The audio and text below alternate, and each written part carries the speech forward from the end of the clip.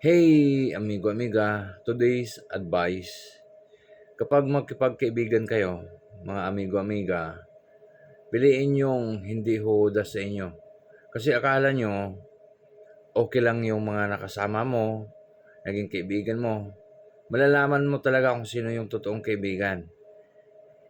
Yung iba dyan, nakipagkaibigan lang kung may kailangan sa'yo.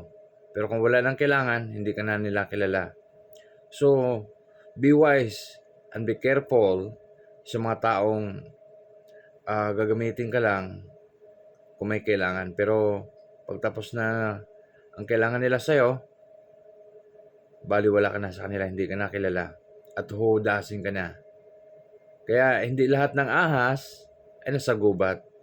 Yung iba, nasa bahay mo lang. Yung iba, nasa opisina. Yung iba, katrabaho mo lang din. So, be wise.